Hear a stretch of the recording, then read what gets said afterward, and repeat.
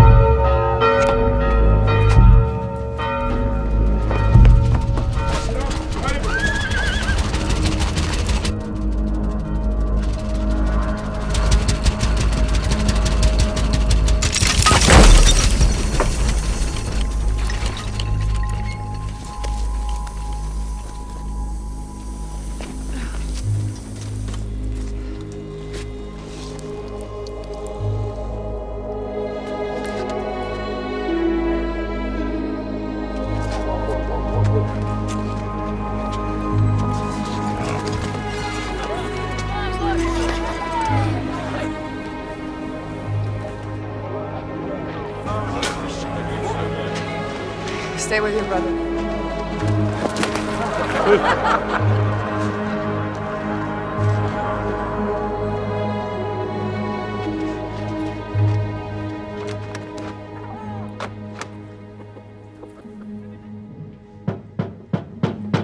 Hello?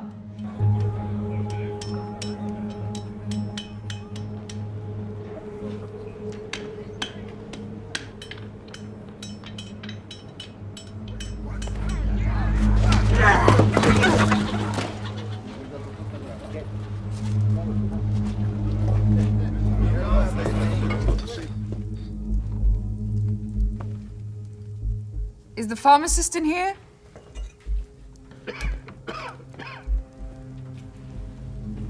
I'm looking for 10 liters of Ligroin. You won't get those stains out of that dress. Better buy a new one. It's not for my dress. It's for my carriage. Are you trying to poison your horses? Do you have 10 liters or not?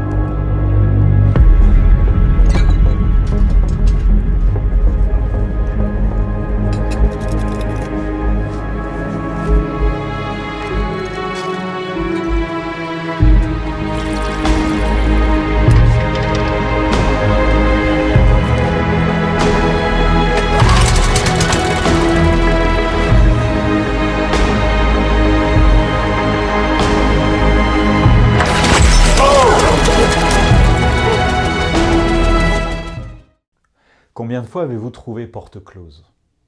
Et combien de fois peut-être avez-vous ressenti un sentiment d'injustice devant cet environnement qui ne veut pas changer? Ce que je vous propose dans cette nouvelle séquence vidéo, c'est d'aller voir le contraire. Et si ces portes closes étaient un cadeau pour vous?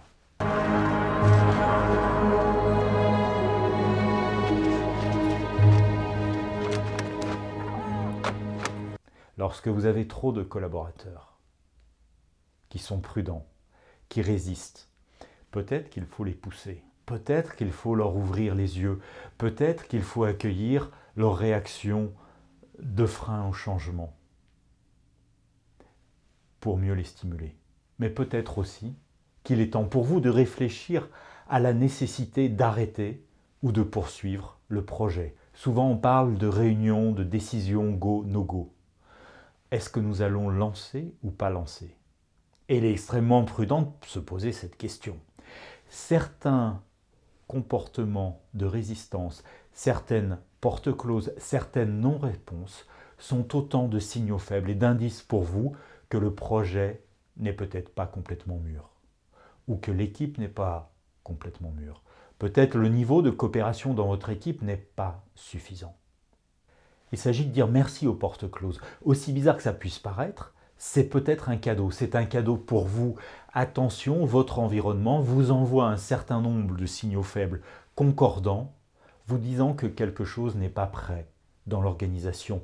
Il y a un manque de maturité sur le projet que vous portez. Ce n'est pas toujours votre environnement qui ne veut pas entendre vos idées. C'est peut-être vous qui êtes allé trop vite, trop fort, qui n'avez pas assez fait de pédagogie, donner d'explications, montrer le sens.